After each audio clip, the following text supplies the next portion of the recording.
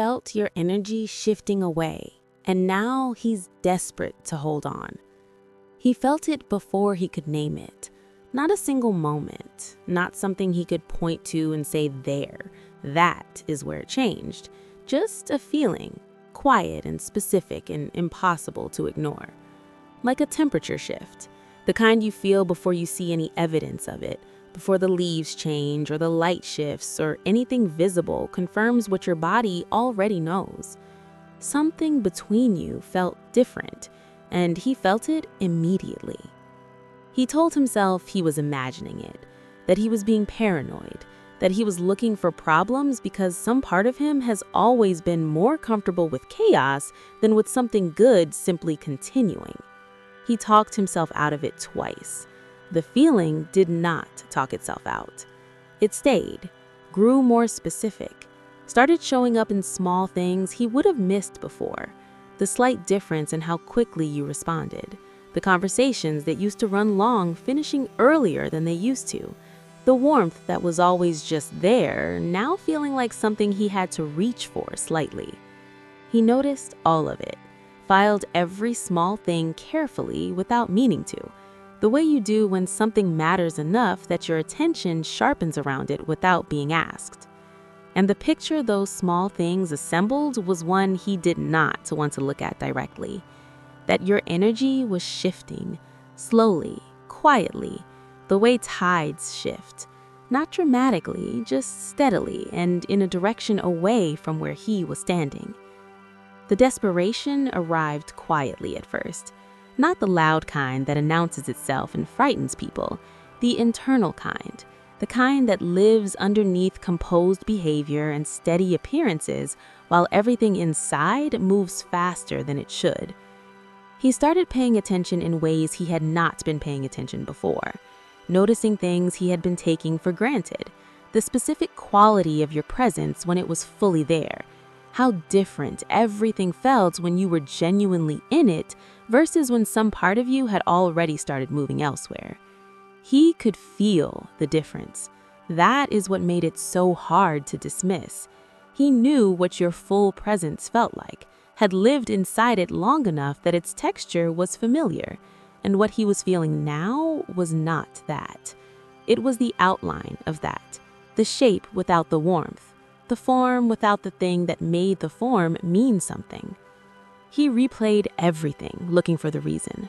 Every conversation, every choice, every moment he could have shown up differently and did not. The list was longer than he wanted it to be.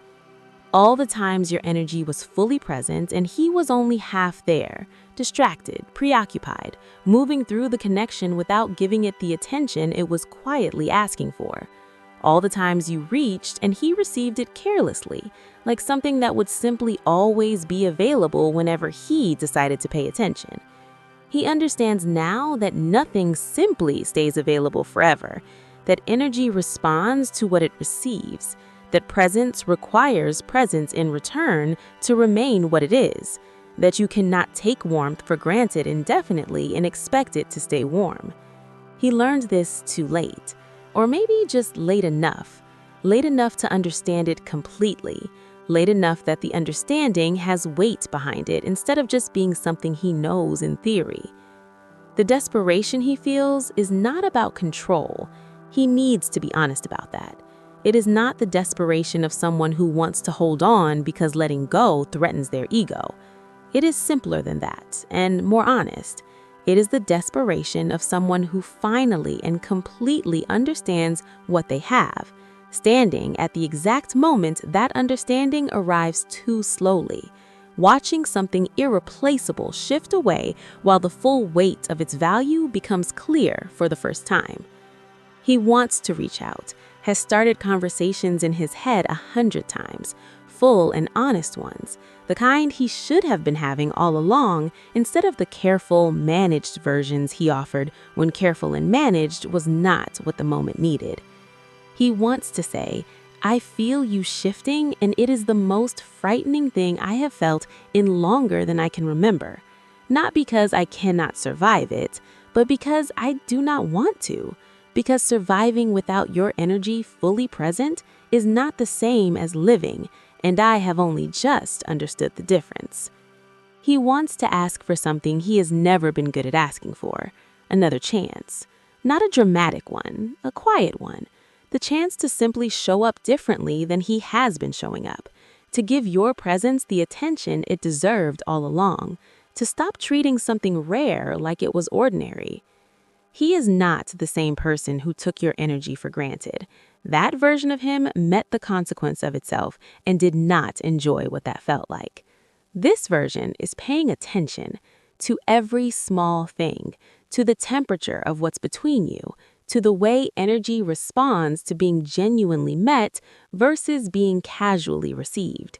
He feels you shifting, and instead of doing what he has always done when things get uncomfortable, instead of pulling back or going quiet or letting the distance grow because distance is familiar and familiar has always felt safer than honest, he is holding on, reaching instead of retreating, staying instead of leaving, choosing the discomfort of being seen over the comfort of disappearing.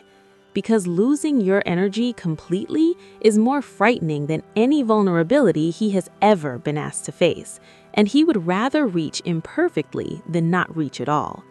He feels you shifting, and he is desperate to hold on, not out fear, out of finally understanding what he would be losing and deciding that understanding is worth more than his pride.